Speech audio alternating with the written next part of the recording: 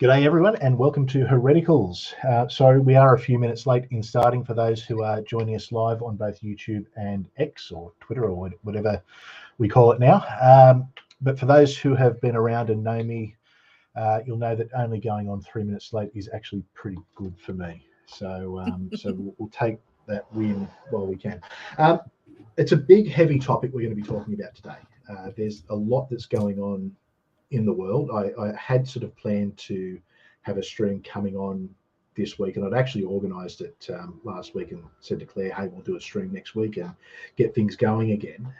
And then the world kind of went crazy over the weekend. So originally this wasn't what I had planned to talk about, but I think it's just too important not to. And the reason I think it's important is because a lot of the stuff I'm seeing online, particularly I guess what people think the situation over there is and what the history of it is, there's a lot that people don't understand or have wrong. And I think that that's probably from years and years of propaganda that's been out there. So hopefully this is something that we can have a fairly open and honest conversation about and kind of clear up a lot of things and talk about the actual history, the actual politics of the region, to try and get an understanding of what's going on.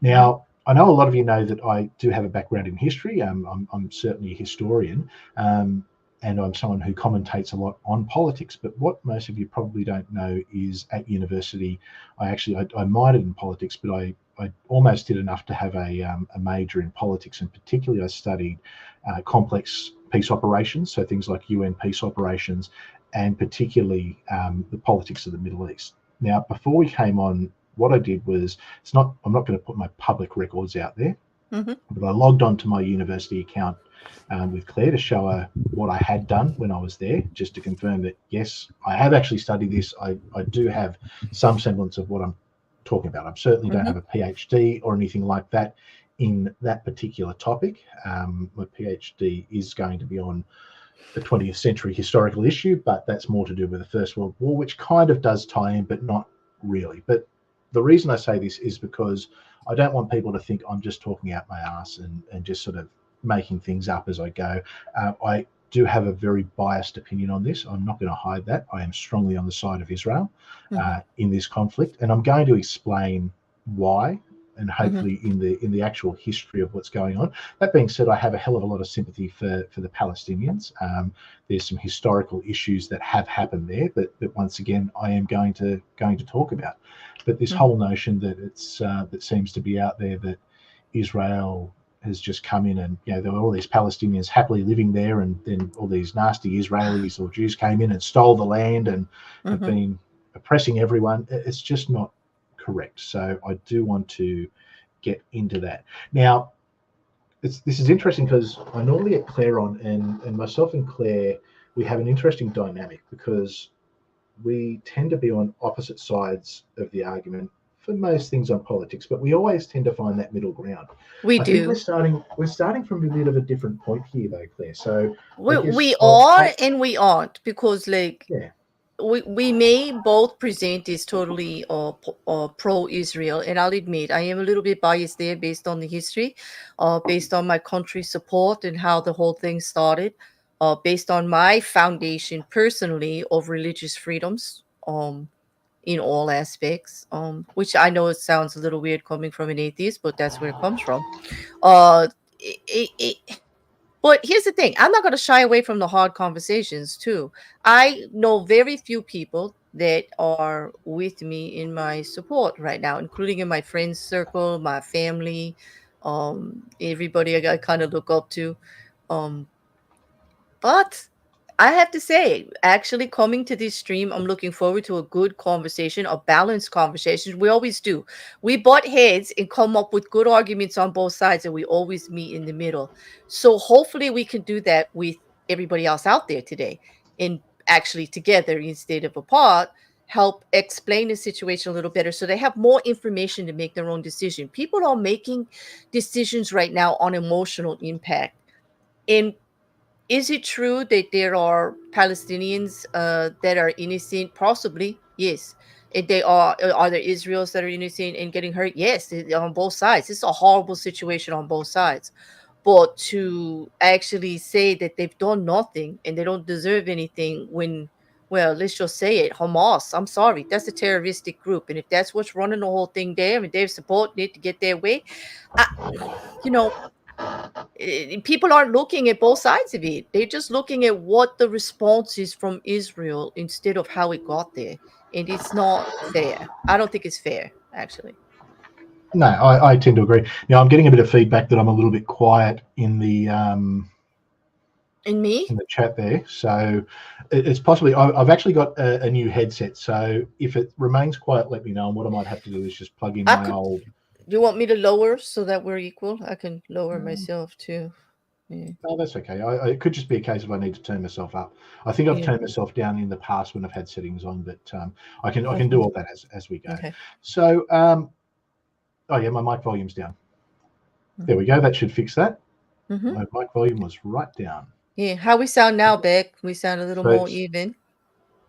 So let me know if that sounds a little bit better. That should hopefully fix the problem there. Okay, so I guess the first thing I want to say is that while I do have sympathy for Palestinian people, certainly, I have absolutely zero sympathy for anyone who supports Hamas, particularly in light of the atrocities that we've all seen that are going on. I don't care who you think is in the right or wrong of this situation. There is absolutely no justification for the criminal, barbaric acts that have happened. If you think it's okay for people who are at a music festival to be butchered, and for some of the other atrocities, the unspeakable atrocities that are happening to children, families, then I'm sorry, I have zero interest. The defiling of bodies, like purposely, it's the humiliation that is happening. It's not a normal, prisoner of war kind of thing. It doesn't follow anything to do with what we would normally think Geneva Convention or any of that. No, it completely breaches international. It's brutal.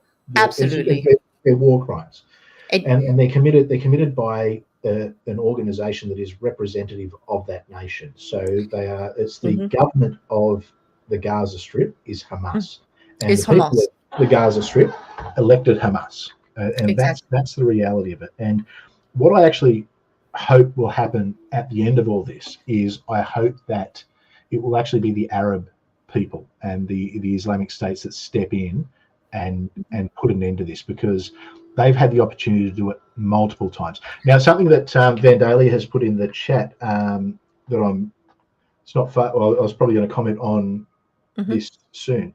Vandalia has put in the chat, when I was a Christian and studied Jewish Christian studies, one of the things I studied was when the Jews first came in the 1800s, they purchased land from the Ottomans, so they didn't steal it.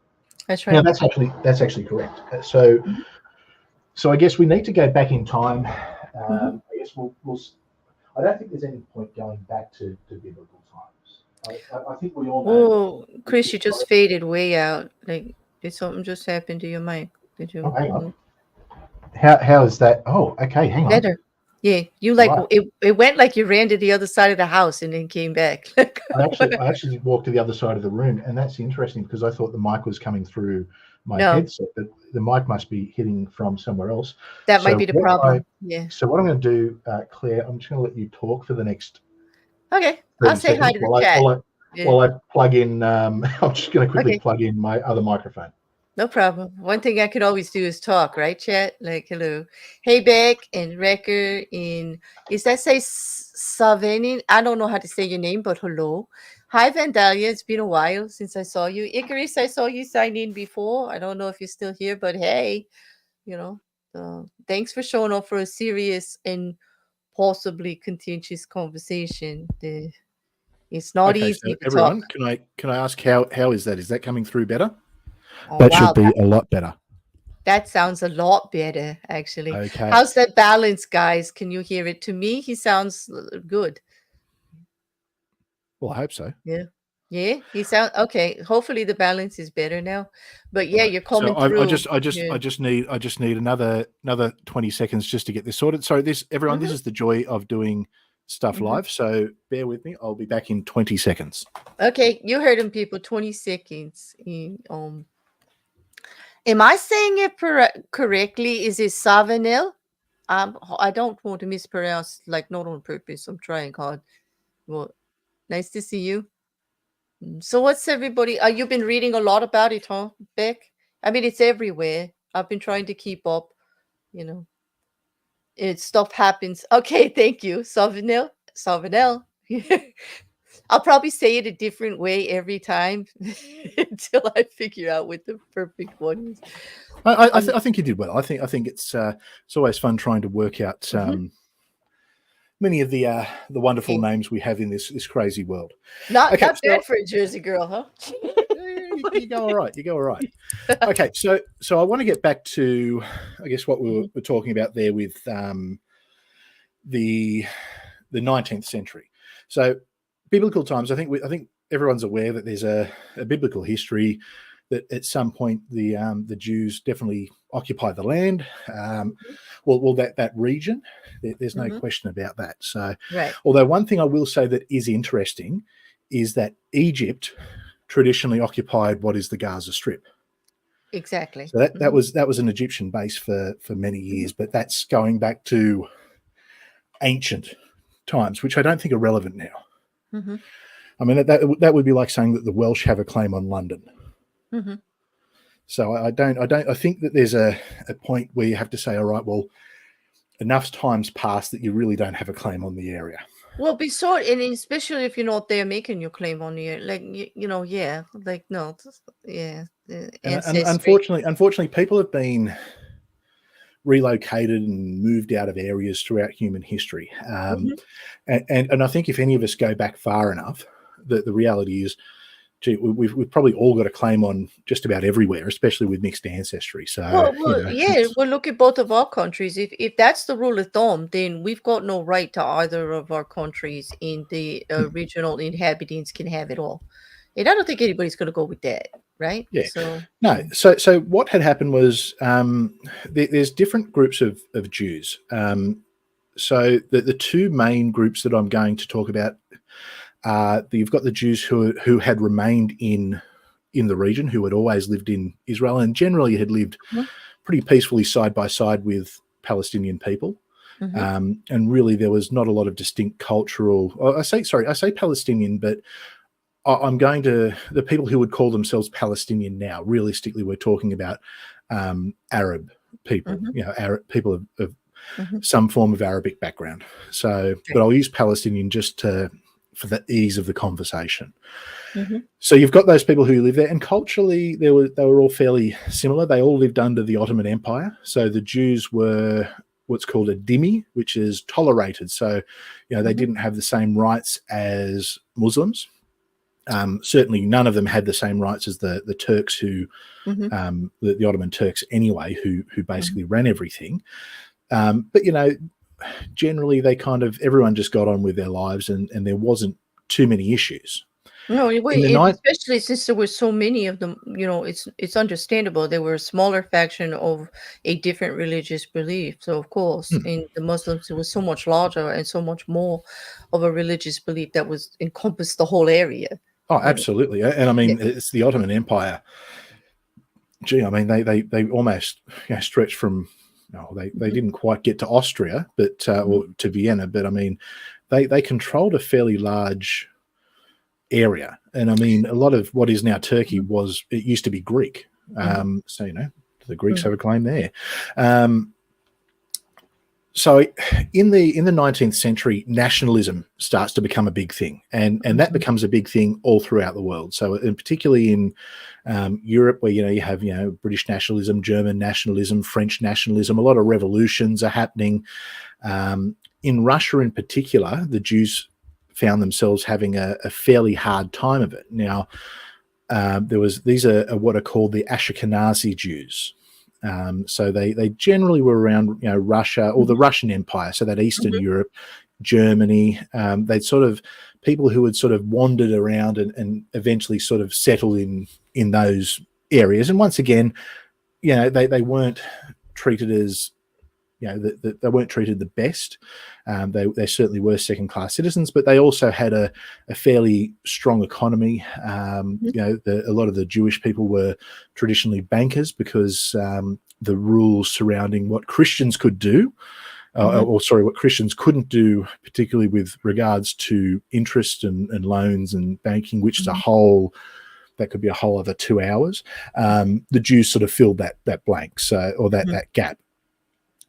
But what had happened was, with the rise of nationalism and a lot of issues, there was also a fairly large rise with anti-Semitism. Now, anti-Semitism isn't just something that magically popped up in the 1930s in Germany. It had been brewing for a while. So what happened was, a lot of Jews started to talk about, there was the Zionist movements that said, that the Jewish people needed a homeland. So what they actually began doing was buying land in the Ottoman Empire, so buying land in what is now Israel from the Ottoman landholders. So there was a lot of people who were, Ottoman Turks or Syrians, who had basically owned these large portions of land, but had never really done anything with it.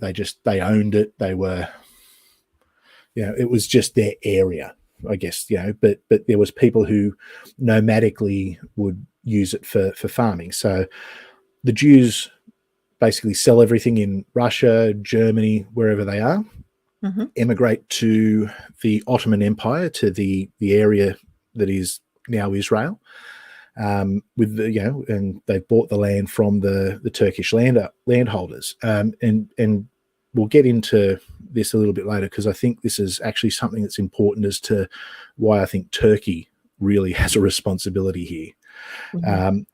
Now, the Turkish government wasn't overly keen with what was going on, because essentially they had citizens of the Russian Empire settling in the Ottoman Empire. So it was the rules were a little bit different then. It used to be a case of, if you were a citizen of the Russian Empire, well, then really Russian law would apply to you, not Ottoman law. And they hadn't really worked on, I guess, cross-border legal systems at the time, certainly not like we've got today. But regardless, this was tolerated. Now, when these Jews have arrived, and we're talking, you might have 100 Jews who have arrived on a large area to basically start settling and farming, and they've bought all this farming equipment with them. They've sold their lives. They've got nothing back in Russia or Germany, and they get there, and then eventually some of the local Arab inhabitants say, "Hang on, who are you? We've been wandering this land and farming and working on this land for hundreds of years." And the Jewish people are basically saying, "Well, hang on, we've bought this from the legal owners of the land." This is where the issue starts, because you can understand both sides, where you've got the Arabs who are saying, "Well, hang on, we've traditionally been on this land for hundreds of years," and the Jews saying, "Hey, we just sold everything and we've bought this from the legal owners of the land."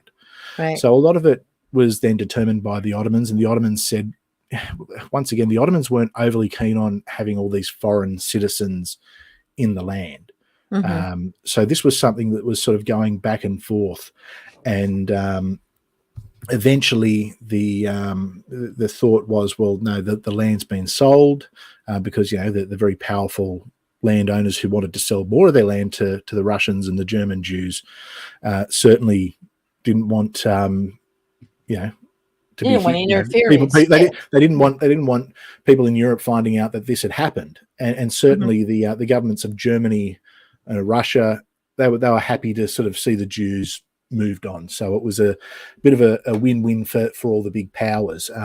But who really didn't benefit was the local Arabs who had been on the land. Now, what you need to understand is they didn't. It's not a case of, with these lands, that it was like there was farms set up with homes and houses and villages. It was nothing like that. They were a nomadic tribesmen at the time, so they would wander, and they might come back to a certain area every year or two. So it wasn't like they were constantly settled in one place. So that was also part of the issue. The Jews are saying, well, we've been here for a year and we haven't seen you up until now. Who are you? Go away. Then, while all this is still sort of going on and continuing, the First World War breaks out. Now, something I do want to point out is in 1917, there was more Jews than Arabs in Jerusalem. So this whole idea that suddenly after the Second World War, there was a massive influx.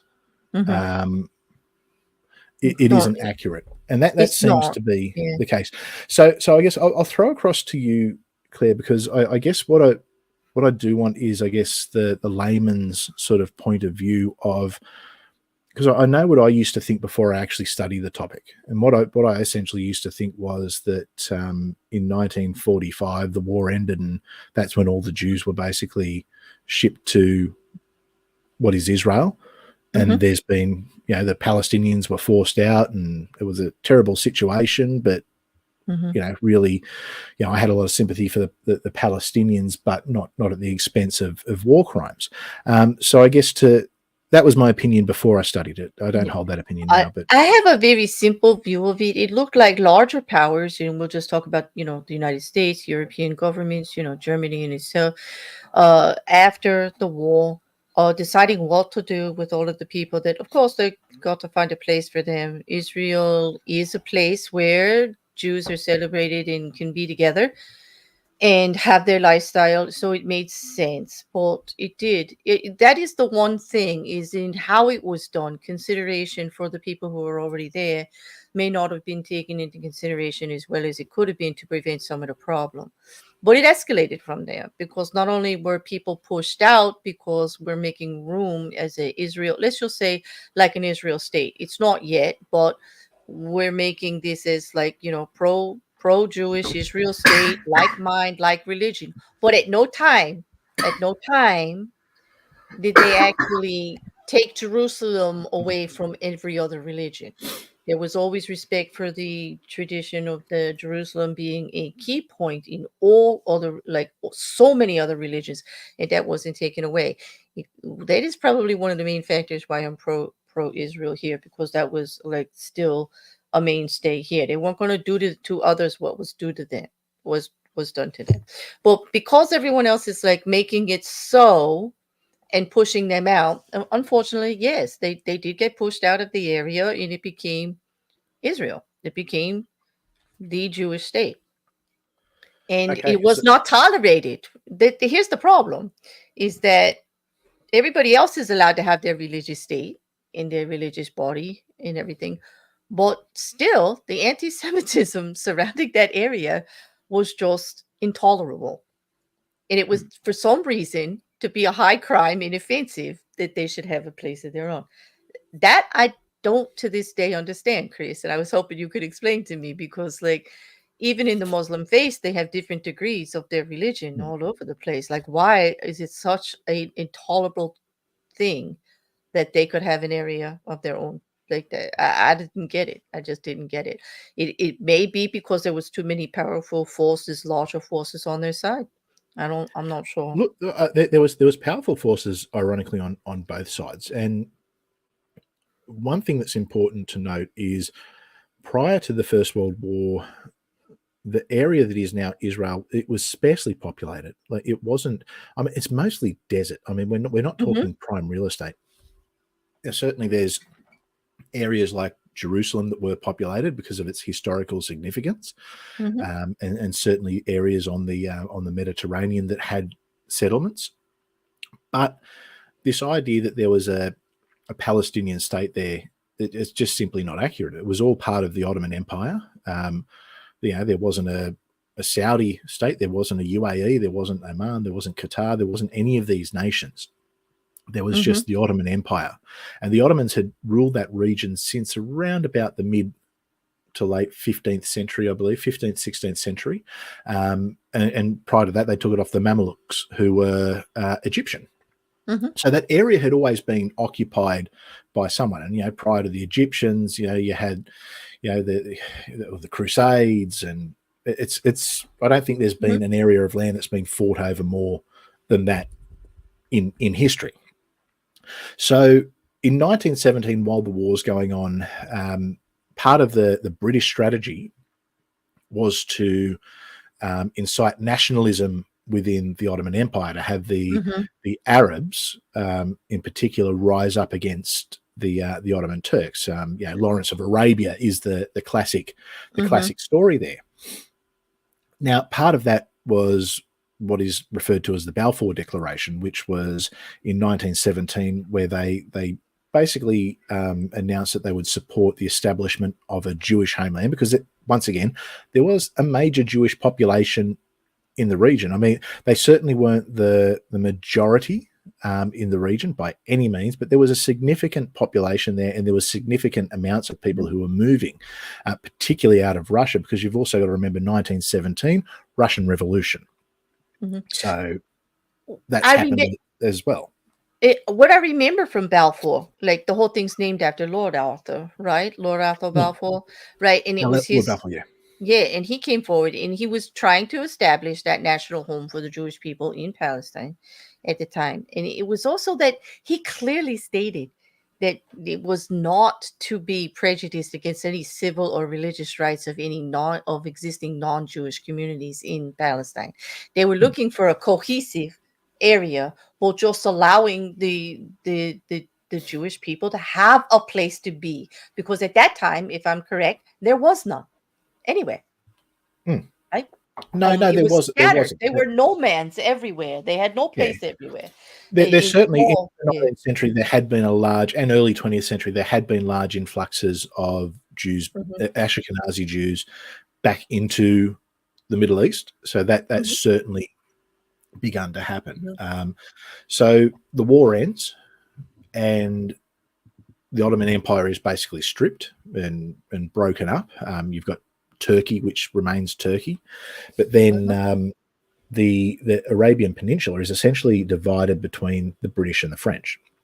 Now, Palestine was under what was called the British Mandate. Lebanon and Syria were under the French, and then a lot of the Arab states were given their independence, you started to see the beginnings of the independence in a lot of the Arab states around there as well. So there was the Palestinian Mandate, and Transjordan were under British rule. Now, there became a little bit of I won't say a Cold War, but a little covert struggle that began to occur between the British and the US as to who would have the majority of that land, and who was friendlier to each nation, be it the Arabs or the Jews. And what actually began to happen was a lot of the Arabs, especially the nomadic ones from the region of Transjordan, which is now modern-day Jordan and the West Bank, were moved into Palestine. So basically you had large Jewish settlements and large Palestinian settlements as the region began to modernize. Because the Turks, the Ottoman Empire, they were happy for people to just be nomadic and wander around and not really have borders or areas or regions. That was fine for them. The British operated very differently, and they certainly wanted, the British or the Europeans, they love their borders. They love to say, this plot is yours, this plot is yours, that plot is mine, and so on. So there was a little bit of contention there, and in 1926 there was large Arab uprisings that basically forced a lot of the Jewish people out of some of the settlements that they had been in that were shared, particularly a lot of the traditional Jewish people who for centuries had lived pretty peacefully side by side. They were pushed out of these regions, and then you found you had fairly solid Jewish settlements, but still nothing to the point that we've got now. So this was still an ongoing issue throughout the 1920s and the 1930s. And obviously with things like the rise of fascism, the Great Depression, and being so distant, it wasn't given too much credibility, I guess you would say. So then as... sorry, I've just lost my train of thought there. Second World War happens. I think we all know the atrocities of the Second World War. certainly what happened to the Jewish people.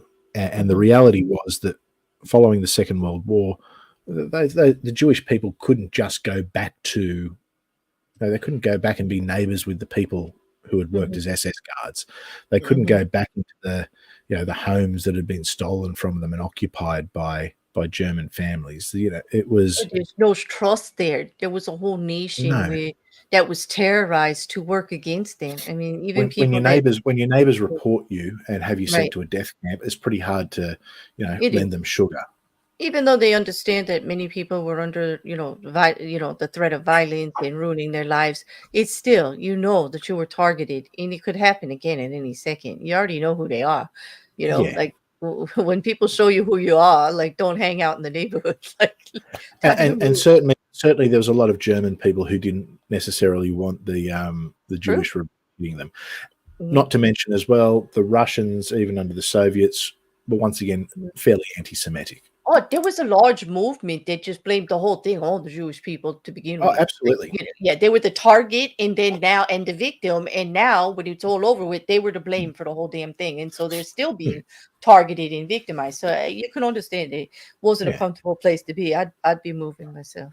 Mhm. So as they had done for the last 100 years at least, and before, a lot of Jews went to those Jewish settlements in British Palestine.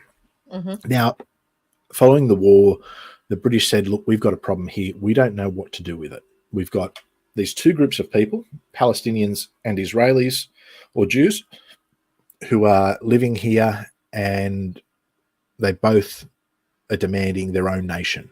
Mhm. The Jews had been promised following the First World War that the whole region of Israel would be theirs, and they believed they were entitled to that. And the Palestinians are saying, well, our people have been here for hundreds of years, and we've just moved in here and settled here as well. We won't be moved. We deserve our own homeland. Sorry, excuse me Mhm. 1 second. Sorry, a bit of a coughing fit. So what happens next is the British essentially go, actually, a good point's been made here. The discovery of oil in the Middle East, and thus the reason why there was a bit of a fight between the larger powers as to who would control the region and Mhm. who Well, who would have friends in the region. are we talking like May, like right after May 1948, like when they actually declared No, independence? that's going back a little bit earlier. Okay, But 'cause so like in 1947, it was essentially the British said, look to the UN, we need the UN to deal with this because we don't have a solution. mhm, And the British were trying to rebuild their own nation following the war, and they essentially washed their hands of it. I think they realised that they'd made a mess of it all. mhm, They certainly, after what had happened, the Jewish people couldn't be turned away. So the United Nations came up with a solution, which was a two-state solution. And they said, that's here's the Palestinian areas, here's the Jewish areas. A lot of Jews moved out of the Palestinian areas. A lot of the mhm. Palestinians were moved out of the Jewish areas. Wait, are And we now talking this about Resolution 181? Is that what you're I think referring so. to? Yeah, Okay. I can't So remember this is the exact. this is the year before. So this is in 47, yeah? Yeah, Like this is 47. Yeah, okay. that's right. Right. Right. So Cool. what you've also got to understand at the time is borders following the Second World War were redrawn everywhere. Poland was moved west, so a large chunk of East Poland was moved into Germany, and that chunk of East Poland is now what we'd call Ukraine. Mhm, Certainly the Baltic states were absorbed. Germany was, they lost a ton of land. Areas of Germany went to France, went to the Soviet Union, went to Poland. So borders were redrawn everywhere, and people were being resettled all throughout the world. So this isn't something that's unique to just this area. Now, a similar solution happened in India, which is where India was set up as the Hindu state, and Bangladesh and Pakistan were set up, it was all Pakistan mhm, at the time, but Bangladesh eventually became independent. Pakistan was set up as the Muslim state. And once again, a lot of people moved into the Hindu state if they were Hindu, and the Muslim state if they were Muslim. A lot of people stayed put there as well, mhm, but that was a much larger thing in India. But generally the Middle East. The Jews moved into the Jewish areas, the Palestinians moved into the Palestinian areas, and those who didn't want to go were forcibly moved.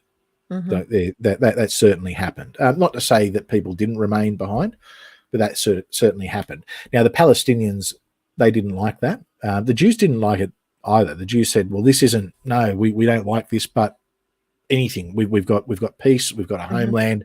After what they'd just been through, they just wanted to have somewhere to live. Right. They wanted to move forward. They just wanted to move forward. Yeah. The Palestinians disagreed and believed that they had the right to the entire area.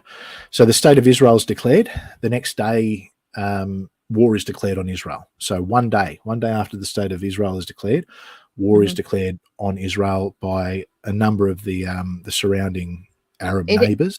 Yeah, and that's because the majority, they said basically it's because the majority is the Arab nation and it's against what we all want. So nope.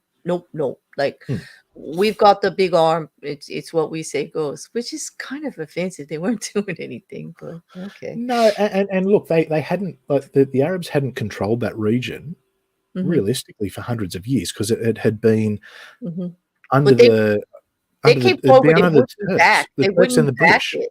Yeah, they wouldn't back it because they said it was definitely not in the best interest of the majority of the population of the area. And that's why I posted that population thing from the 90s, because they go all the way back and they show like the percentages of populations of all of these people at the time in that nation, which people aren't aware of. Like, who was there doing what at the time, Yeah. And that's a fairly detailed thing that you put up. So it's probably, I think. And what, some people that follow me like that kind of stuff, like I just put out. I'm one of those people. I will probably read it.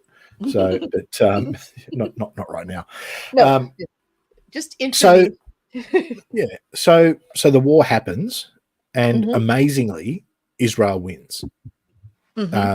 Israel should not have won that war. Israel should have been absolutely decimated. But I guess when you've got a group of people who have been through what they've been through, I guess the fight is probably more important to them than anyone. And they won. And you know what? They did take they took land as part of that, which, whether you agree with it or not, has been the standard for every war in history.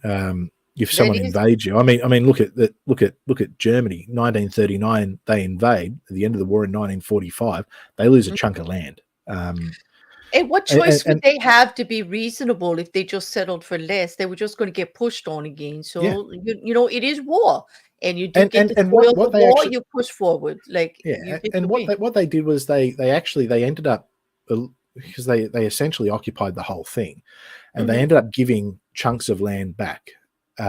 Because they believed, I would say mistakenly, held the belief that they could get peace for land. So here's land back. We just want peace. Leave us alone. We just want peace. Which is why it frustrates the hell out of me when people post these stupid maps of Palestine in 1947 and then moving forward, because it displays none of the historical context. Then we get to the 1960s, and there's still a lot of anti-Jewish, anti-Israeli sentiments throughout the area.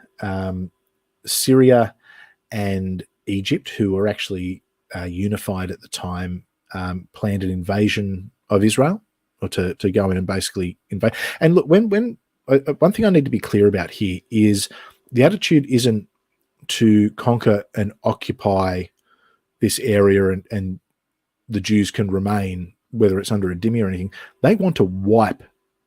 It's from the river to the sea. They want the Jews completely out. They're looking to push them into the sea, or to basically have them leave the land. So this isn't like a friendly, if there's such a thing, occupation. No, they wanted to annihilate them based on their religious belief. Absolutely, that they can't exist. And Vandalia is correct. He said the only thing they kept from the first war was Jerusalem. That's the only thing they kept. They did take large swaths of land, and they did give it back. And then the 7-Day War is what I'm about to get to in the 1960s. So what had happened was, once again, there's a battle, or there's a battle brewing, and the Egyptian forces and the Jordanians and the Syrians are preparing to invade. Israel launches a preemptive strike, and essentially, well, it's a 7-day war. They absolutely they smashed them. There's no two ways about it. The Arab armies were decimated. They suffered massive losses. It was it was a one-sided affair. And I think the Israelis had to do that to say, hey, you're not going to mess with us. This is what happens if you want to attack us and invade us. We are strong, and we will absolutely wallop you. Anyway, so what happens is then you've got, essentially the result of the war is that Israel occupies all of the Palestinian territories, the Sinai Peninsula, so basically up to the Suez Canal. So they had Gaza, they had the West Bank, they had the Golan Heights, they had everything. Well, the Golan Heights they took, and they kept the Golan Heights. And the reason they kept the Golan Heights is because strategically it's a good position. You know, it's basically the high ground. So it's easy to stop people coming in. They could see. I think they said you could see all the way to Damascus. Whether that's true or not, I don't know, or whether that's hyperbole. I'd imagine it probably is hyperbole, but certainly it was a strategic position, and they kept that as part of it. So I guess because I'm mindful that I've kind of been waffling on for a little bit. Essentially. Can I ask a question here? Like, when it comes to this war here, which happened in the 60s, the 7-Day War, there is some misinterpretation. Like, people, when in the current day conversation that we're having about Hamas, it gets it's the I'm mixing things up. So the 6-Day War was in 6-Day War. So like this, they throw this at me right now. Well, that was terroristic what they did there. No, that was an act of war. That was war. That was one side pushing on the other side. That's not what I think is going on here.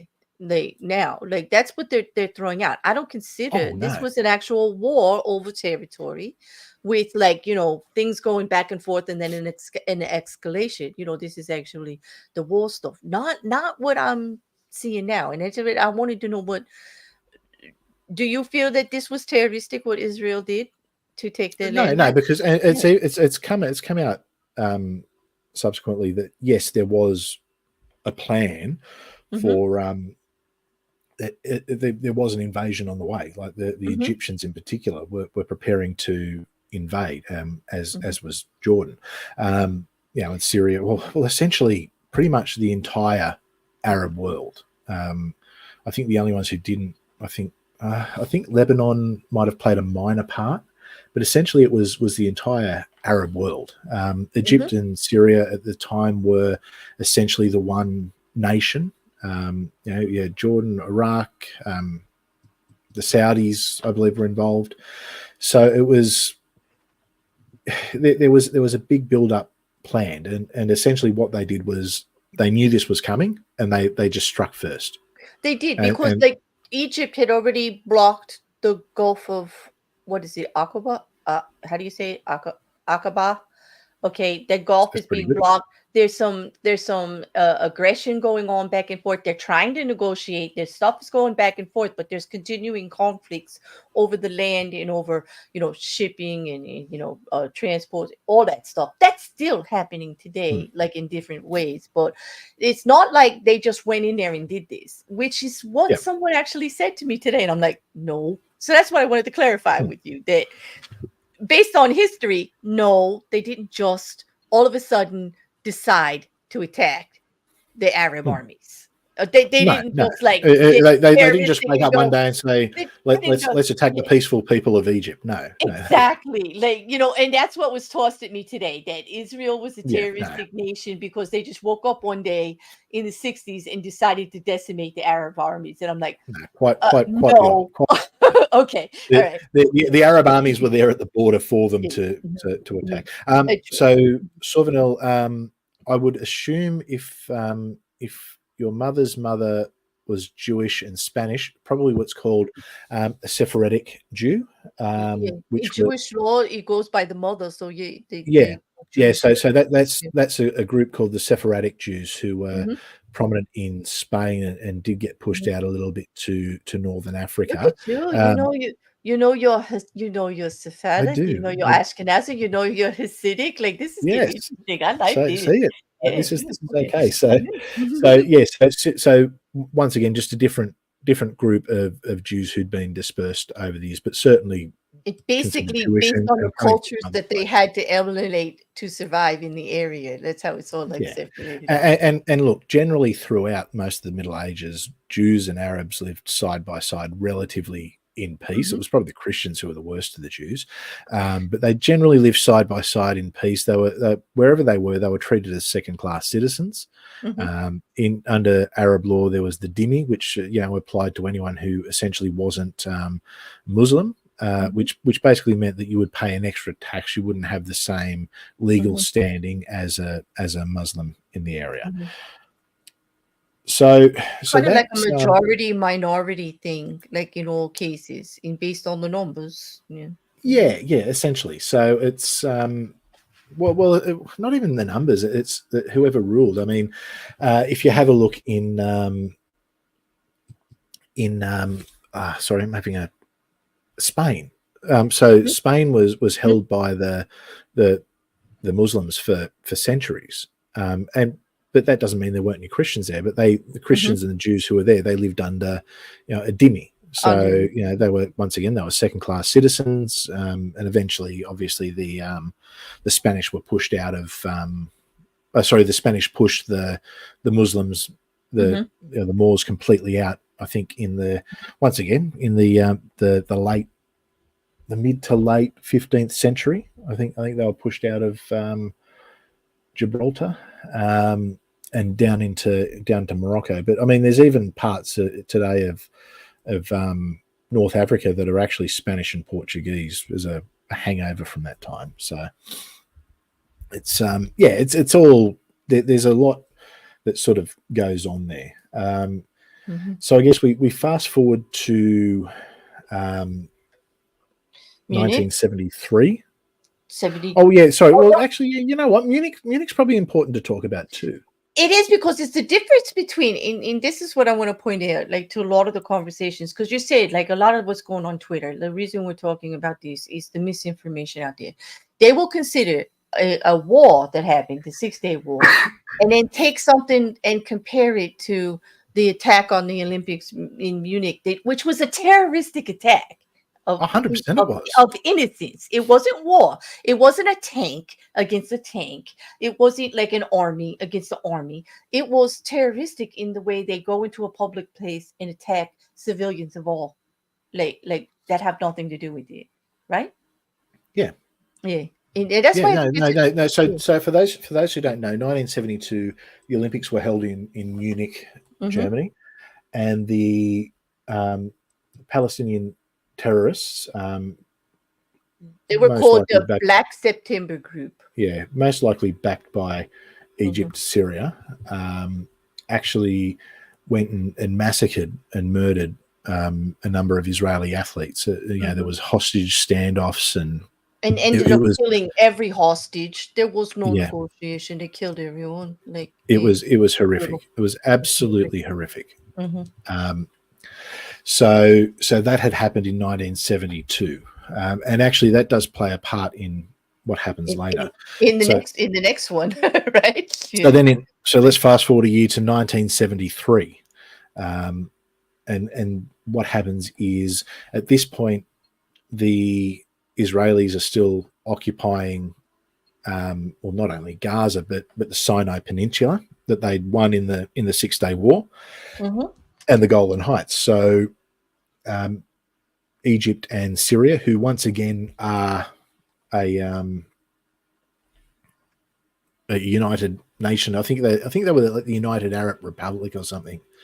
at this time. But essentially, it was a bit of a strange setup. They were the same, but they were different. Anyway, they were back again. They not in a big way, but by a lot of the Arab neighbours, because if one Arab country attacks Israel, the others back then tended to get involved. True. To a point as well. And I also believe that there were a few communist nations who got involved. So I think Cuba and North Korea sent some troops, interestingly enough. But I mean, it's even a lot of the North African nations got involved. This was seen as a very big sort of thing. Once again, a resounding victory to Israel. And Israel just... But there were death tolls on all of the, and just the coordination of the attack and when they did it was. Oh, look, yeah, it was done on. So it's called the Yom Kippur War. The Jewish on a holy day. So they chose the Jewish holy day, which is, for those who aren't overly familiar, on a day like that for Jewish people. They do nothing. It's like it's like the Sabbath, and it's extreme Sabbath. Like it's they're not working. There's some Jews who won't even press a button on an elevator. You have to have everything pre-dawn. You have to have the stove has to be pre-lit. Like you're not allowed to really well. Yeah. It depends on how far you go down about it, but exactly. But I mean, it's certainly it'd be like attacking on Christmas Day. Exactly. Most people are at home. Not a lot of people are at work. Certainly, a lot of the military isn't. Well, let's just call it like religiously offensive. It's absolutely a trying to hit you at your most vulnerable, and based on we have no regard for your religious belief or how you live or anything like boops. It's a spite. It was definitely done on purpose that way. At least it looks that way. It also would have mentioned that the United States was heavily involved as the allies here with the supplies and support. They were, and the Soviet, as was the Soviet Union on the other side. This is why we actually we start getting like really, really heavily involved here now because it's very much a proxy. Apart from everything, it was a proxy to what was going on with the Cold War at the time. Where the US and the Soviet Union fought a heap of wars and just used everyone else to do them. So, if anyone remembers back in the 70s, if you even mentioned Russia, the United States could be right like they're going, oh, hell no. Like Russia just had to say a peep that they were interested in this, and the United States be going, oh, hell no. Like, no, it's not going to happen. And it's still somewhat that way, but not as much. But the losses, like here, they don't put out the numbers, but the losses on both sides, even though Israel, again, bested them in this war, the losses were really heavy during this war. And what's also important to note is that when this war occurred, the Syrians in particular didn't abide by any of the rules of war, which it always feels weird saying the rules of war, but certainly what's in the Geneva Convention. There were, as they retook land, the Jewish people found their soldiers who had basically been tortured to death, and we're talking like with electrodes on genitals and just really horrific stuff, which if you've seen the news lately is really no surprise because that seems to be the way that degradation, humiliation, whatever they can do. It's really whereas the Geneva Convention, although war goes on, is actually trying to get some civility in the treatment of how people who are captured that are innocent or part of the war, for hoping for at the end when it's all over with some, we can have a passing of hostages and everything back and forth, less death unnecessarily. That's not it. It's the difference between the attacking, which makes it more terroristic. Like this is absolutely Nazis abided by that. Like the Nazis would capture Allied prisoners of war, and they would go to a camp where they're only killed really if they tried to escape. It wasn't the same case for the Jews. Obviously, it certainly wasn't the same case for the Russians either. But there's maybe that wasn't a great example to use, but I guess the point I'm making is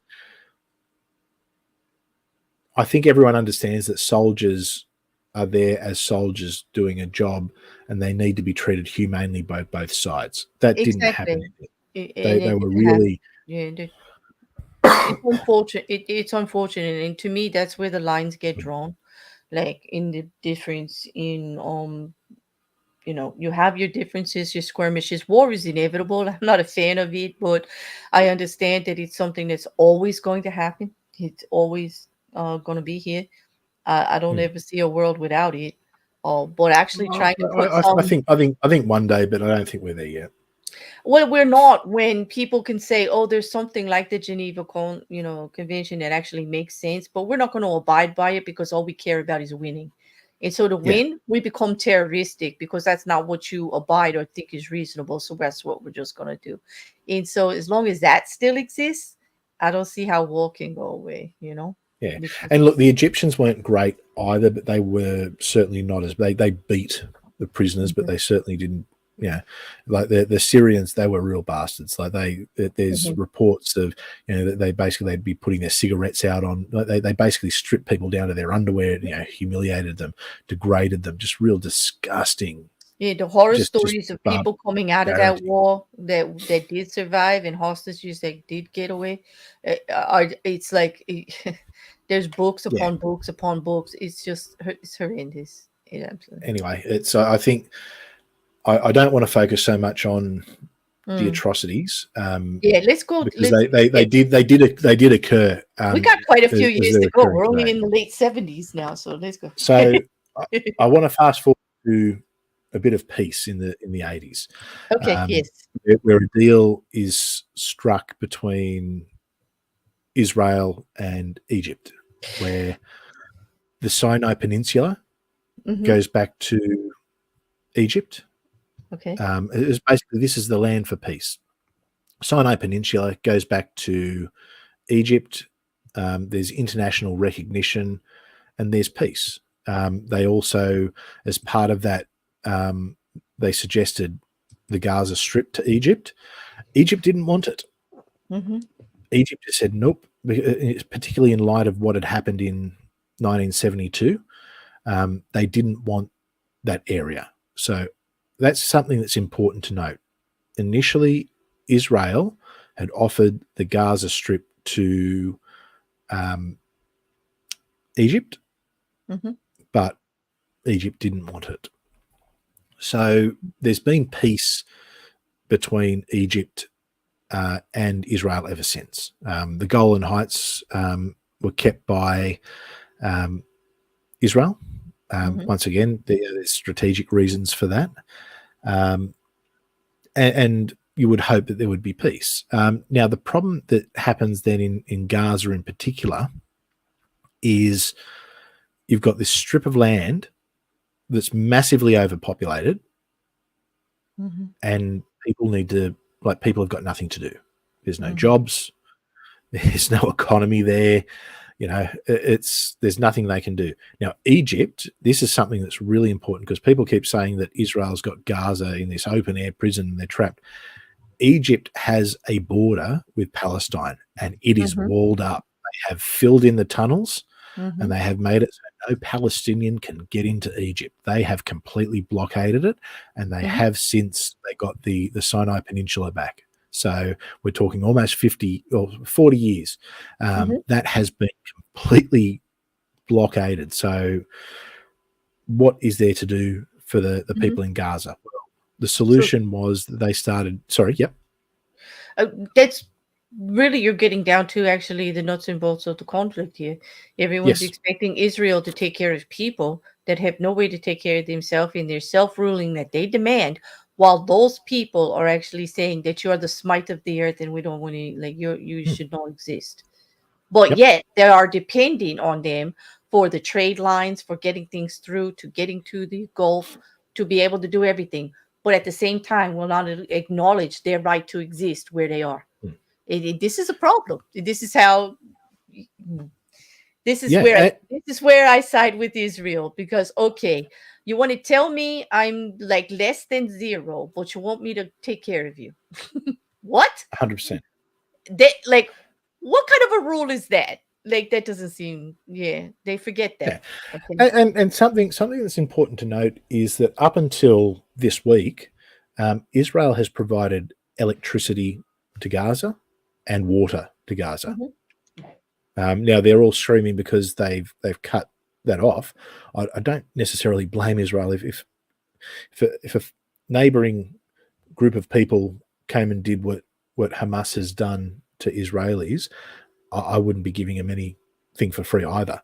I'd just be getting ready to Well, you know what? annihilate them. It's not siege more. All right, they are talking about innocent people being victims of siege, but innocent people are victims of missiles, of this war in general. So isn't siege more the proper way to go if you're trying to get the government to if you're trying to get Hamas to say, okay, just stop, think about your people, or to at least show the people that Hamas don't doesn't care. have Hamas don't care. But that's just it. Israel wants to show them, Hamas don't care about you. Why are you supporting Hamas? Hamas doesn't care if you starve to death here. They really don't. No, they don't. And we will. I will get to a lot of that soon. Okay. But I guess it's sorry. We've got. You could tell. No, I'm with you about that. So the Israelis had a solution where what could happen is they had work permits where Palestinian people from Gaza could come into Israel and they could work. So, as things were okay, they increased the number of people who could come in and work. And things for a little bit seemed to be, I guess, moving in a positive direction. And then the terrorist attacks started happening. To wear their own culture garbs. They were allowed to act in their own culture while they did this. They were not blighted on that because they were Muslim. None of that happened. Okay. And actually, and that's an important thing. I mean, there are it is for me. Muslims who live in Israel now who live peacefully and fine. And there are Muslims who have been killed by Hamas for the simple fact that they live in Israel. Hamas don't give a shit. Hamas, they don't care about their own people. No. Hamas are just an evil terrorist organization, but we will get to that. So anyway, what happens is you start to get terrorist attacks, particularly throughout the 90s, where buses are blown up, and this is done by the Palestinian suicide bombers who are basically coming in on work permits and then committing these atrocities. So naturally, they said we're not going to have this, and they started cutting down the number of work permits, and they actually went in and they actually occupied the area, because this was when you've got people who are constantly firing rockets and attacking. They went in and they occupied the area. Now that there was still attacks, particularly within the West Bank and Gaza. The West Bank isn't as bad as Gaza. I think that's important to note. It's the West Bank and Gaza tend to get lumped in together, but I see them as very separate. Hamas certainly don't have control of the West Bank, but not that it's great there either. But regardless, it is a different situation. So Gaza is occupied. Part of the West Bank is occupied because of these terrorist attacks. Now, in 2005, Israel withdraws. So they completely withdraw from these areas. So since 2005, and this is what's important to note, since 2005, these regions have not been occupied by Israel. So the Gaza Strip has not been occupied. At that point, Gaza held their election, and they elected Hamas, a terrorist group, to rule as their government, which it has been since. So that's the next thing that I want to point out. The Gazans elected Hamas. They did. That was their choice. Now, I also accept and they were not under they don't have access to the information we have. Right. They were not under war at the time. Okay. They were not under war. They had peaceful relationships going on back and forth. They were able to work. They were able to trade. Is this all true? In 2006, when they did this, yes. This is where I draw the line. This is where I get my stance on my point. And once again, work permits are issued. That's right. I got a few things back to front there. There were work permits issued in the 90s. It was occupied as well in the 90s. So I should clarify that. Sorry, I kind of true, but I might have skipped over. So the area, yes, even though it the Egyptians didn't want it, and it was separate. It was occupied following the war. So then once again, they go back to their policy of work permits, particularly in the wake of, I think, 9/11, the US invasion of Iraq. I think there might have been a bit of a thought, well, this should hopefully be the end of terrorism, because a lot of the traditional terrorist groups got very quiet following that, because I think they saw that, okay, America's on the warpath here. Well, here's the So thing. Could not, like, well, basically, Israel got a lot of flack for these, but they definitely take exception to Hamas being ruling in Gaza. There's a terroristic group, definitely only mission is to annihilate them. Yeah, 100%. And yet they're taking shit from everyone, including the United Nations, because they decided to be offensive, like to actually plan ahead, and they did the blockade. They said, nope, nope. If you're going to be like that, if that's your government, if that's who you back, you really, like, we're supposed to do what for you while you plan the annihilation of our whole country? No, what? Like, yeah. I mean, nobody wants to see that side of it. Here it is. Hamas comes out. It says their whole platform was to annihilate the existence of Israel and the Jewish people. As a blight on the world, it had to be gone because their God said so. And that's it. I mean, they're not even looking to go back to the 1947 borders. They don't want an agreement. They don't want to negotiate. They want the land. They want them gone. That's it. That's their only resolution. There is no negotiation going on anymore. But then if Israel takes the hit because they do something about it and say, nope, here's the wall. Nope, not happening. Blockade. That's it. No, we're done. We're done. It is important to say Israel did take land, but that is what happens when you win a war, and it's happened throughout history. No, Israel, and in particular when you're attacked. Israel won land in a war, just like every warring nation does. England, the United States, Russia, everybody else out there. Israel didn't take anything. Israel won it in a war, just like everybody else does. They didn't do 100%. anything different than anybody else did. I know I sound aggravated because I am. Because language. The only thing that concerns me, Claire, is we're agreeing way too much. I know that's we usually have a bit of pushback. Everybody, it's true. The world's coming to an end tomorrow because Chris and I are on the same level.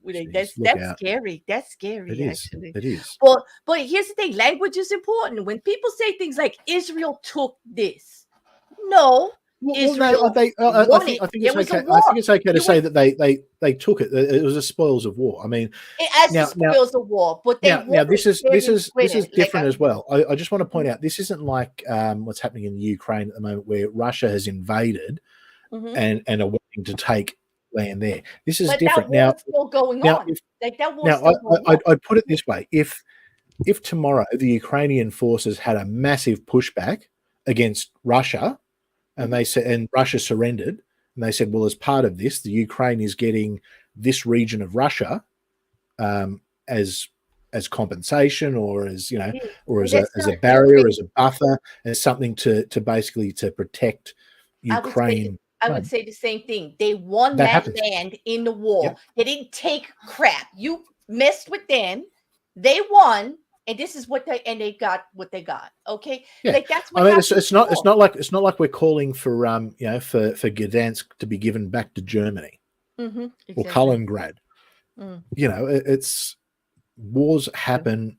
There's winners and losers, and you know what? If you start a war and you lose land, I have very little sympathy for you. I actually am quite uncomfortable right now that I can speak so easily of war. Oh, look, I understand that. Unfortunately, it's a reality of where we are.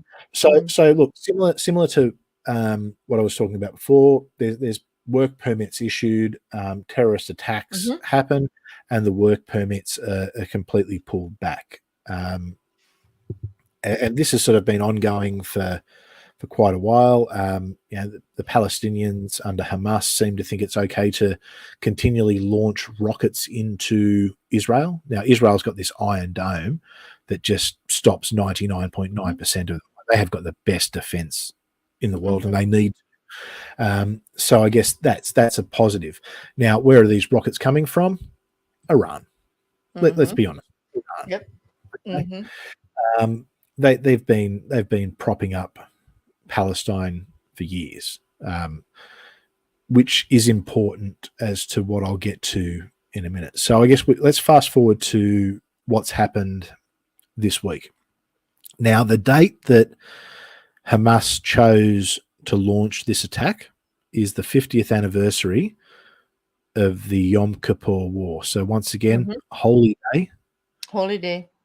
And 50th anniversary of that war. So they have intentionally chosen it. Now, they've gone in and they have massacred civilians. The crimes that they have committed are just... I know it's so hard to talk about, Chris. Like, I hear you, because I'll tell you now, it's broken me. It's even now just thinking about the videos of what they're doing to these are not, and let's just say these are not the army of Israel. This is not like the war coming against them. These are the citizens. They are just going in there and capturing large groups of citizens, defiling their bodies, ruining them, from like doing things against their religion and nature that they're not going to be able to recover from. It is a total terroristic attack. I mean, it was meant to cripple them in fear, in hate. Like it's. There was an Australian woman who has been confirmed as killed, a grandmother. And what they did was they got her phone, logged into her Facebook, and live streamed her murder. And then to everyone, her family, everybody that could see her. It comes up with grandma has started a live stream, and that's what they get. And that's what they get. They are doing this. This is literally, they are doing this to incite terror. They are doing this. They have captured ambassadors. They have captured students from all over the world. They are looking at the weakest of the weak. They are actually targeting there's Thai nationals. Not even Israelis. They're going for all the foreign people who are there to try to get the other everybody to back off on Israel, hoping to win on these. I mean, 260 people at a dance party, and I mean, not only are they massacred and butchered, the unspeakable things that have been done to them. I mean, we're seeing videos of, and I am going to get a bit graphic here because I think this shit needs to be. We can't look away. We can't look, as hard as it is. We can't look away. But here's the problem. Chris, being dragged out of a car, out of the boot where she's basically in, with blood, and you know why that blood's there. And you see like all of the women with the soiled clothes and all. You know how they got soiled, right? 100%. Like exactly. 100%.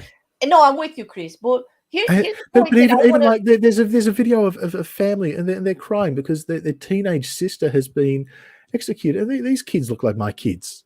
Like these just look like a regular everyday family. These are the atrocities that are being done. They're not capturing and killing soldiers. They're doing this, and they are torturing and absolutely doing these horrific crimes to civilians, to people, to families, to people who had just happened to be there, to just happen to be in the wrong place at the wrong time. It is absolutely atrocious. And I tell you now, I have absolutely no sympathy. Anyone who sides with Hamas, they can get fucked. You are my enemy. Yeah. You are my enemy. If you side with Hamas, you are my enemy. Okay. Well, here, Chris, let's go back to right before this just happened. Okay. One of the problems is when the United Nations comes out and says that actually what Israel did with the 16-year blockade was called apartheid and all of this. They're not looking at the fact that these people didn't want to negotiate anymore. They put Hamas in control to annihilate them. And yet they're expecting Israel to negotiate with them fairly when all the other side wants is them completely annihilated. They're not willing to negotiate. You can't negotiate with people like this. Exactly. And so as Israel says, fine, you don't want to negotiate, then here, you're going to have to deal with us too, because we have a right to live too. And yet they're saying you could make their life better. Why should they? Hamas should make their life better, not Israel. Okay, they voted Hamas in the Gaza Strip. Okay, they voted to go with terrorism and to say that their public line, their political line for their Gaza Strip little nation there was to annihilate the free people of Israel and their religious beliefs, that they had no right to exist under their law of religion. That's what they did. And then the United Nations going to come and say, Israel, you got to play nice. Give them water. Give them lights. Take care of those people that want to kill you. Take care of them. Screw that. Feed the poor.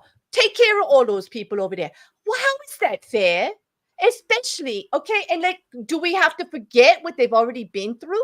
And you want to know why they go so hard? Because if they don't go hard, nobody has their back. So excuse me, United Nations. But let's put this into perspective as well. Let's put this into perspective. Israel could have completely glassed Palestine. They could have completely. They could have within about 2 hours. They could have wiped Gaza off the face of the earth. But and you know what? I think they probably could have gotten away with it in light of what happened. Well, no, maybe not, but I don't know. But they have the capacity to do that. You know what they're doing? They're busy moving their people away from the borders. Do you know that they send text messages in the Gaza to tell them where they want to shoot? Like, so people that are coming at us on Twitter and in my DMs, like, how could you do this? Like, hey, you know what? Show me where Hamas is doing that. Show me where Hamas is actually Hamas has their military headquarters in hospitals and schools. They put weapons in hospitals and schools, and then they tell when Israel says we are going to bomb and blow up this hospital or this school in 48 hours. That's how long you have to clear it. You know what Hamas do? Don't go anywhere. Stay there. Stay there. No, they do. They put fight the evil Zionists.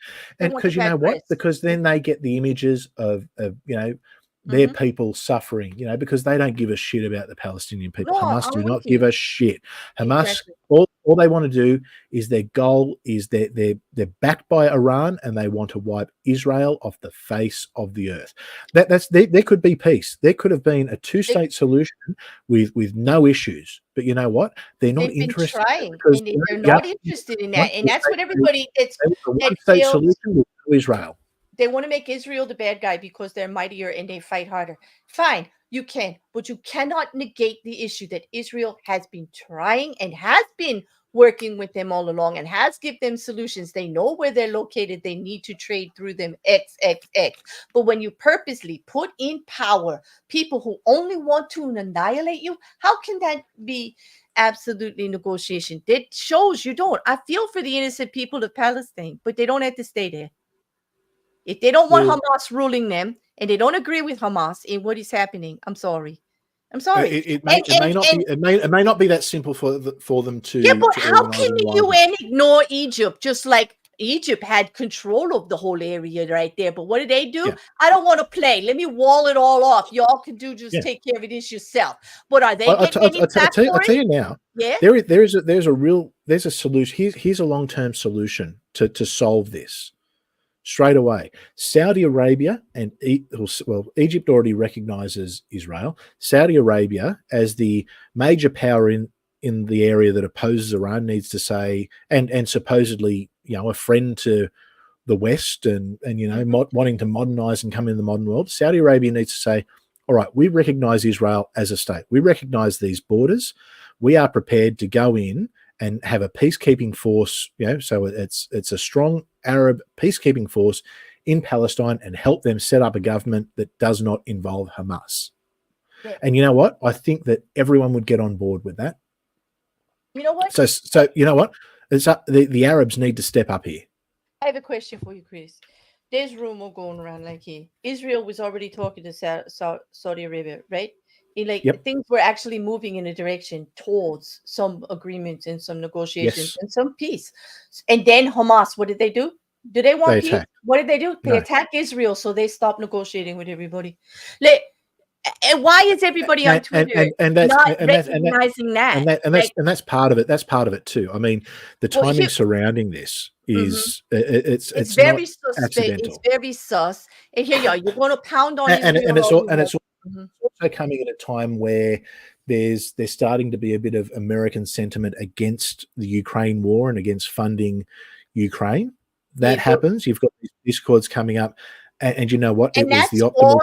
And that's all because of the discourse in our country, because we're not taking care of our own people, because they've got a stalemate in the House and in Congress, and they won't fund, like, everything's going up. We're not funding we've got so many empty seats in the military, so many things going on. This one freaking Republican person is just holding everything up. The Republicans won't do anything against him. And so now the people themselves are turning against the funding of Ukraine because we're not funding our own people. Mind you, the Democrats also played a part in that, but let's not get into that.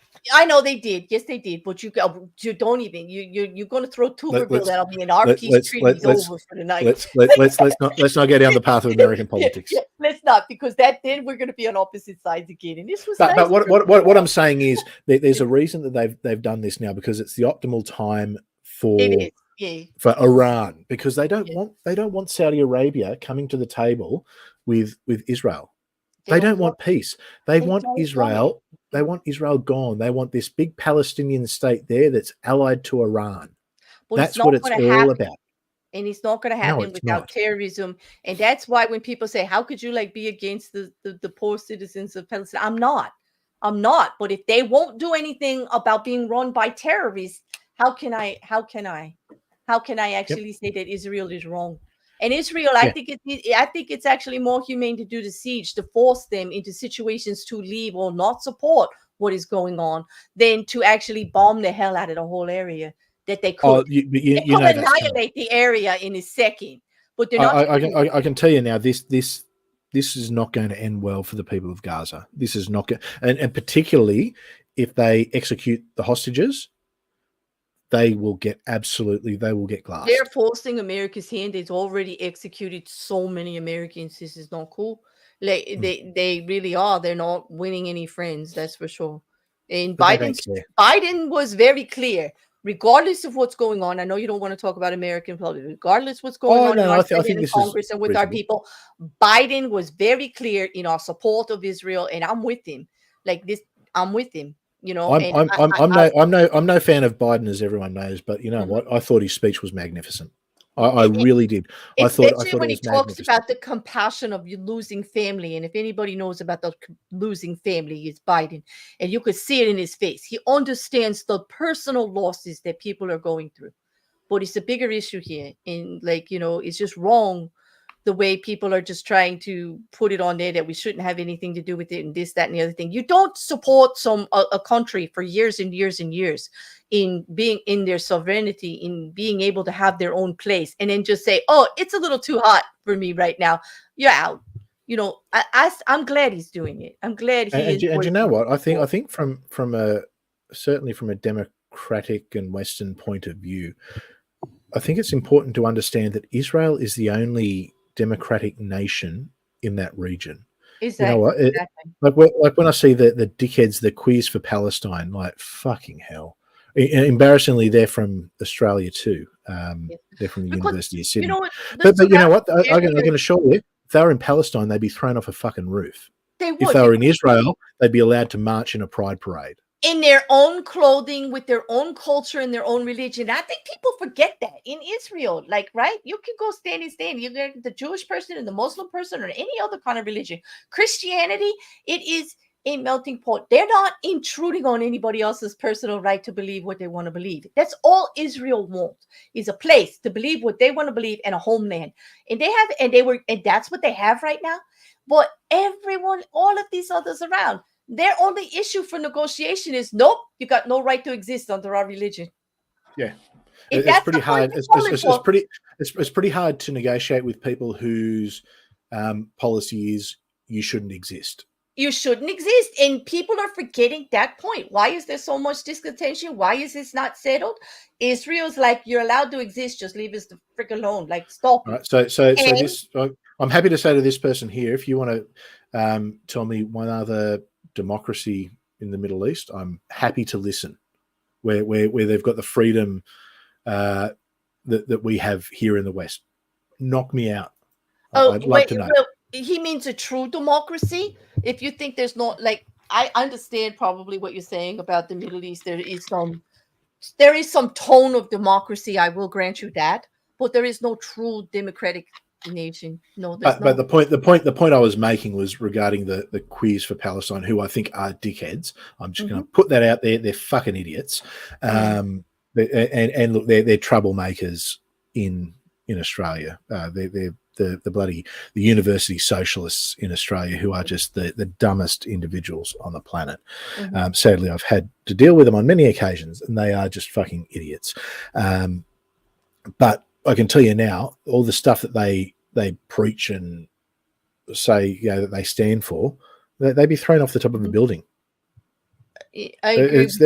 But realistically, there isn't a democracy in the Middle East. Realistically, I mean, maybe you could say technically on paper, Syria was a democracy with a president, or Lebanon, but even then, there's certain theocratic issues that are there. And no, I'm not characterizing Arabs as backwards or savage. I just want to be really, really clear. I'm not characterizing Arabs as backwards or savage or anything like that. People might be surprised if they looked at my I don't know what you call it, the US 23andMe or my ancestry heritage. If might be a little bit surprised, but let me just say this: I'm actually calling for Saudi Arabia to get involved. I think Saudi Arabia is probably, despite what people think of Saudi Arabia, I think that they're probably the best hope for peace in the region. And I do agree. I do agree with you saying there. It's not Chris generally, but that statement, I have seen it out there, and they are using it that way, and that's wrong too. But regardless, I will say this: the Arabs who are in Hamas, who are committing these atrocities, and the ones who are supporting these atrocities, they are backward savages, just the same as the white people, the Asian people, the black people, the whatever color pigmentation you have on your skin or whatever your ethnic composition is. If you are supporting what Hamas is doing and cheering them on, you are a backwards savage, straight up. And it doesn't make any sense. And you are my enemy. If you were there and you aren't actually Hamas, or you're not of that religious persuasion and in what they think is like the only ones that should exist, you're out anyway. You're supporting a group that doesn't even want you to exist. Can we just say that? Because wherever you're from in this world, you're supporting a group that would rather annihilate you than let you exist. That's what you're supporting. Because it ain't just Israel they're against. It's any religion that's against me. Well, see, I don't think it's so much a religious issue. I think there's certainly parts of the Quran that are taken out of context. I mean, like the kill the Jews and that kind of stuff. That refers to a specific battle at a specific point in time. The Quran also refers to Christians and Jews as people of the book who are to be treated with reverence. So I mean, you can pick and choose. You can pick and choose any part of the Quran, just the same as you can pick and choose any part of the Bible, or you can go back through someone's tweets over the last 10 years and probably find something out of context to say. So most, I mean, look, I'm fortunate. I live in a very multicultural country. We actually have a massive Lebanese population here where I am, and actually a pretty large Syrian population too now. And most of the people I know who are Lebanese, Syrian, Egyptian as well. Actually, we've got a lot of Coptic Egyptians, but we also do have some Muslim Egyptians. Generally, everyone who's here's attitude is we're here for a reason, and all that religious bullshit is bullshit, and everyone should just be able to live in peace. I've worked with in the same office as Jewish people and Muslim people, and there was never any issues. There's I think that religion probably gets a bit of a hard rap with it. I don't think that I think that people use religion as an excuse. I think the same as you'll find Christians will use religious things as an excuse. Atheists will do the same. They'll justify being against something because they don't like what's in the Bible or one interpretation of the Bible or something like that. I think people can find justification in a lot of things, and I think for horrific, because we all know that what's going on is wrong, and I think when you're justifying horrific acts, you need a reason to do it. I think you'll find it's more about nationalism, and I think it's more of a proxy war between superpowers. It is, and this is Iran trying to flex their muscles. It is, but there's been like all summer, there's been terrorist attacks on both sides, Israel in Hamas, back and forth on Gaza. There's been a rampage of more militant groups coming up and pushing back, and so there's been some counterattacks back and forth. So it's not surprising that now Israel is saying we are in war. Israel has decided this is definitely now a war again. It is not. And look, there's absolutely no question that at the end of this, Israel will occupy Gaza. They would end up taking it back again. Yeah. Well, see here, no, they don't want it. But they don't want it. But what choice do they have if they let them stay there? They don't want to just stay there peacefully. They don't want to add 2 million people who hate Jews to their democratic nation. I would be surprised if they take it and put them out, and then they're going to be called inhumane again. But they can't live with you. So what do you expect? There needs to be. I think Egypt needs to step up. And here's one thing I want to get to. Okay, so they're saying that it's so inhumane that they've cut off the electricity, they've cut off the water. I don't blame them for doing that, but it's not like they're stuck in the middle of, like they're like an island in the middle of Israel. They've got a coast, they've got a border with Egypt. And they do. Egypt yes. For 40, 50 years has said, nope. They've put it up. Well, that's also a common misconception out there with everybody, the Twitter wars and everybody who's like weighing in everywhere. They forget all that. They think the only trade is through Israel, and Israel needs to take care of these people or they're not going to exist. That's not true. They just want it this way. They just want what they want over there. They want Israel gone, and they just want a straight path back through again.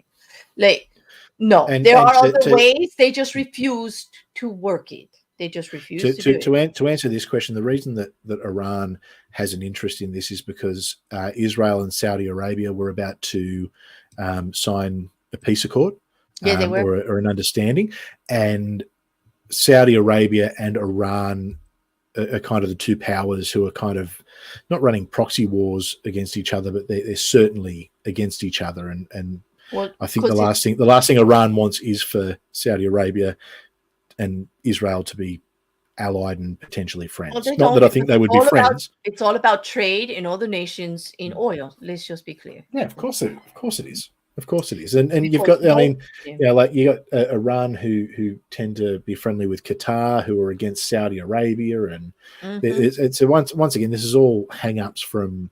It's all like, who's your friend? Who are you talking to? Like, what's going on? Yeah, I know. And it's also the Shia and Sunni factors as well. There's religious conflict within that, but I mean, that's a whole. That's not going to ever resolve either. Like now we're talking about a whole bunch of unresolved situations that just keep going. But look, I think Hamas has to be wiped out. There's no if, buts, or maybes. Hamas have to be absolutely the leadership and anyone who has participated in these atrocities. Yes, we have to make nations that actually let terroristic organizations take over their government. We have to hold them accountable in some way. Absolutely. I don't want to be responsible for the suffering of those people when they are actually letting the terroristic people call the shots. Okay. And you know what? When Palestine elected, or when Gaza elected Hamas to run as their, you could almost justify Israel at that point going, no, okay, we're coming back in. Why couldn't it be? Yes, exactly. But no, they still tried to feel for the people and negotiate. Like they found, the situation. But no, here you go. I mean, now I'll ask you this as an American. Let's throw a hypothetical out there.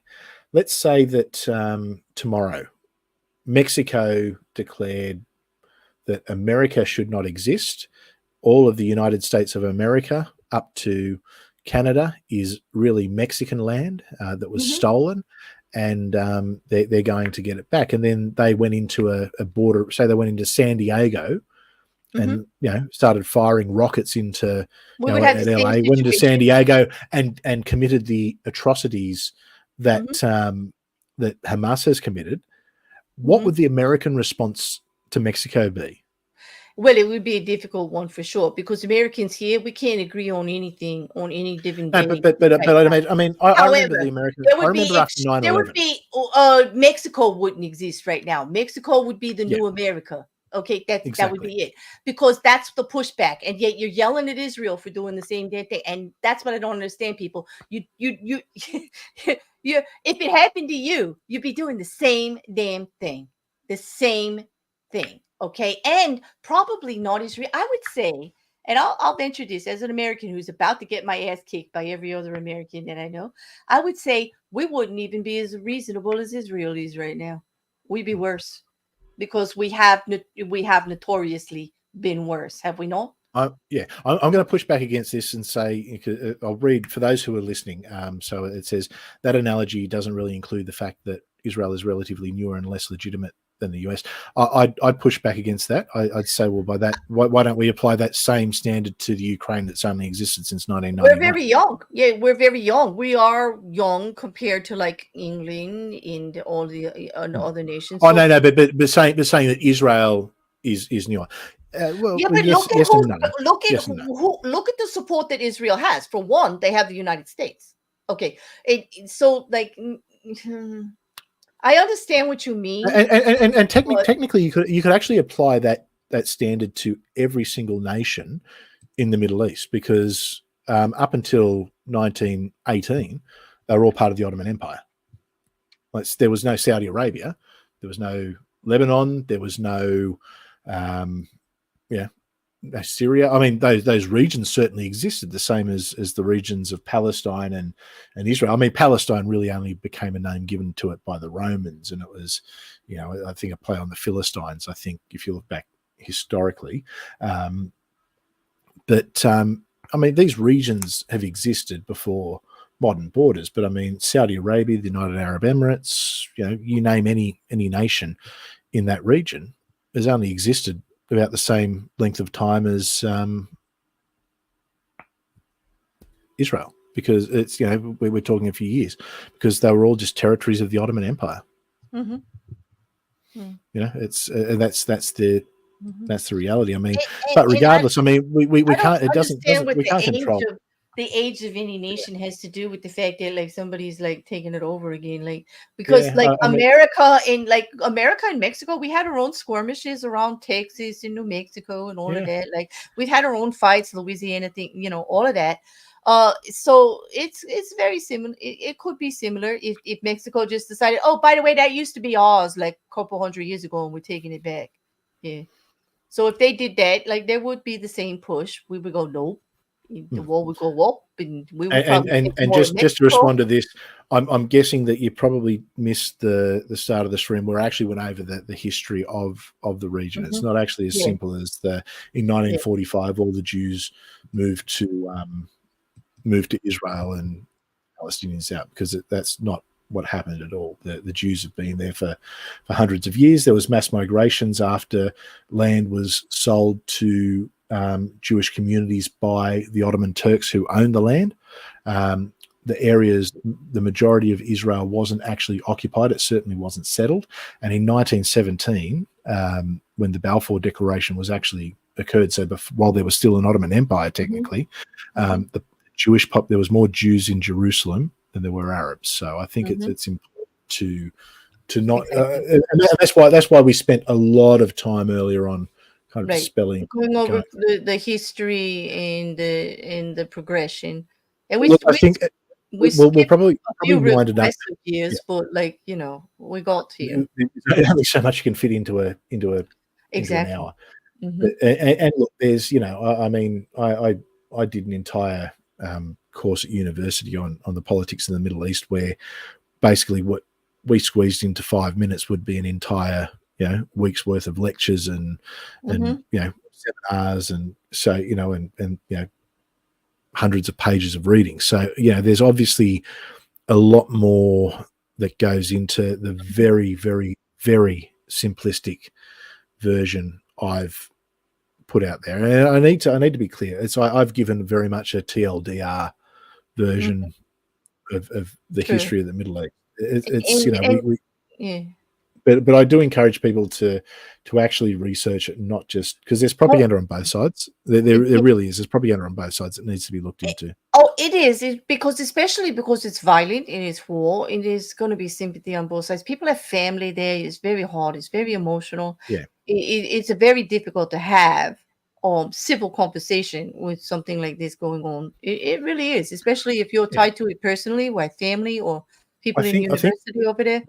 What I found that's really upset me, and I guess this is the point I want to leave it on, is the rallies. I know we had a few of them here in Australia. We've got a party called the Greens who are they're fucking idiots, to put it bluntly. Politics aside, I've got friends on the right, friends on the left. The Greens are fucking idiots, and they, the day after all these atrocities happened, decided that was the time to promote and organise a rally for Palestine, which also occurred on the same day that the Sydney Opera House was going to be lit up in the Jewish colours to demonstrate our solidarity. What they did was they marched from the centre of Sydney to the Opera House, this Palestinian rally, chanting "Death to the Jews," "Gas the Jews," horrific things like that through flares at the Opera House. And you know what? The government, their response was to warn all Jewish people to stay out of the Sydney CBD. Now, for those who are familiar with Sydney, there's a lot of Jewish people, particularly in the eastern part of Sydney, which is right. I don't understand it. Like I understand about supporting one side or the other, but then to come with that kind of rhetoric, like we've been through this before. It's a national disgrace, and all sides of politics absolutely have called disgusting and disgraceful. Even the Greens who are fucking idiots and lunatics in the days after went, oh no, hang on. They've tried to backtrack very quick, because what happened was, I mean, there's people waving, like Palestinian flags. There's all these different flags. We have that here in the universities right now. It's going on, across our country. It is a lot of it is. It's funny because you get two groups of people. You get the fanatical Middle Eastern people who they've moved to Australia but can't seem to leave the bullshit from their own countries behind. Which baffles me, because I mean, it's. People of Arabic descent in Australia have a very good life, well accepted. They're very much a part of Australian society. But you get some of them, and particularly the younger ones, for some reason, who just can't seem to leave all that bullshit behind. Even though it was their grandparents who moved here. But then you also get the hardcore university leftists, the socialists, who will they'll march for women's rights, and the second anyone's even possibly accused of maybe being in the same vicinity as someone who was assaulted, they'll say that they were sexually assaulted because someone looked at them. They're happy to march and celebrate these rapists out of Hamas. They're marching in solidarity with them. It's fucking insane. And I'm not so maybe because I'm American, they have a right to march. They have a right to show their support. They do. But it's the rhetoric that you're talking about. Death to this one, annihilate. That's what I'm against. Have your opinion. But standing on a terroristic front and that kind of stuff. What are you doing? Ironically, it's actually... That is outrageous. Ironically, what they did is actually illegal in Australia. And the reason it's illegal in Australia is because it's illegal to rally in support of a terrorist organization. And Hamas is actually recognized as a terrorist organization. It'd be like if you marched for Al-Qaeda. That should be illegal. That being said, I am a free speech advocate. And I have, if people want to march and chant shit, well, fucking good on them. At least I know who I don't like and support. But when Jewish people have to be warned to stay away from the city of Sydney for their own safety, at a time where the Opera House, an iconic landmark, is being lit up in solidarity with Israel, and that's just that. See, that's where I take issue with it, where that kind where of rhetoric, people it's their lives just for because of like, listen, that's definitely, now we're saying these are the same people, these are all of our countries are the same, that would say that what happened in Nazi Germany was an atrocity, and yet that's free speech to go and claim the lives like of Jewish citizens because you're for Palestine. You could be for Palestine and still let Israel people or Jewish people all over the world live. You know that, right? People like, what? Like, wait a minute Israel here. has a right to exist, and Israel has a right to defend Exactly. itself. And so does Palestine. Like, I'll go that far. Don't get mad at me. I'm not sticking up for Hamas. They're terroristic. I am against all terroristic organizations. Look, But as the far as Palestinian I'm people, concerned, it makes they sense. have a right to live too. But yeah, it makes sense for the West Bank to. Well, I mean, Jordan doesn't want them, but I mean, essentially, the people in the West Bank are Jordanian. They're not Palestinian. They're Jordanian, and as are a lot of the people in the Gaza Strip, they have because their own they issues moved over down there there. with Hezbollah anyway, all that stuff anyway. So Yeah, I know, but look, I don't think, you know what, if there would be an agreement tomorrow, well, maybe not in light of what's happened, I think that, you know, but if there was a sensible government in Palestine who turned around and said, look, here's where we have, here's where you have, it's a two-state solution. Okay, we accept that. We want peace, and we want, you know, to work towards, you know, having relations with each other. Israel would jump at that. Am I correct in thinking that Hamas is only in control of the Gaza Strip? Yes. So then why isn't the Palestinian nation coming against them? They're causing them a lot of heartache. Why aren't they not standing up and saying terroristic nation does not exist here? Like, let's just take care of our own people. Because there's a lot of sympathy towards them. Look, there's a I guess what they call the more reasonable Palestinian government, which is in the West Bank. But even they're spewing the rhetoric. They're not saying this is horrific and we condemn it. They're not condemning anything. They're very much on the. Well, see, but then they expect Israel to like bend over backwards for the people of Palestine when their own governments in surrounding nation will not help. Yep. I don't understand that, Chris. I don't. No, it's ridiculous. It's the whole thing is. Do as I say, not yeah, but I guess what I want to end it on is, I just want to say from a personal point of view, I stand with Israel. My heart is with the Jewish people. My heart is with the families who are suffering. My heart is with the victims. Hamas is an evil organization that I despise. I'm generally a very peaceful person. I'm very, very peaceful. I'm being told Gal Gadot did a tweet. I'd be very interested to see that. I'm just going to pull that up while I'm talking. But Hamas needs to be wiped out. There's no way around it. People like this cannot be allowed to exist in the world. And this, I'm not saying this about the Palestinian people. I'm saying this about Hamas, the terroristic group. Yeah. I and anyone who has acted with Hamas and committed these war crimes, they should be tried, and if found guilty, executed.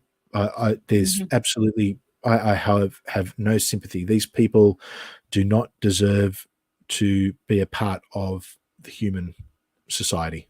They don't deserve to be a part of human society. They are beyond evil.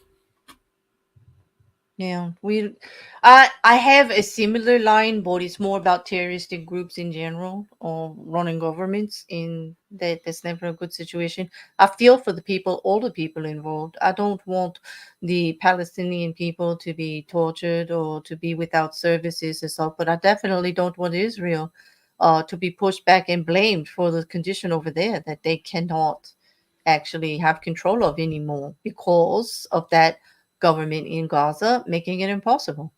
So it's a damned if I do, damned if I don't thing, you know. They can have food, electricity, and water tomorrow, or maybe not the infrastructure still, but because they have a border with fucking Egypt.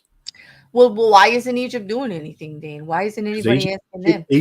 Egypt washed their hands of them 50 years ago. Egypt didn't want anything to do with them. Maybe because they're penchant for terroristic authority. I don't know. You know, I would say that's exactly why. Well, I mean that is exactly okay. why. It was in light of what happened in Munich. Mm-hmm. And pride, because they went with a terroristic attitude about the whole thing. Yep. Exactly, because they went against innocent. So we're supposed to feel for the innocent people of Palestine while they promote a government that is against, that doesn't treat innocents like innocents, treats them all like as if they are the army or the war, and goes against them. And I don't understand like that. I don't understand that at all.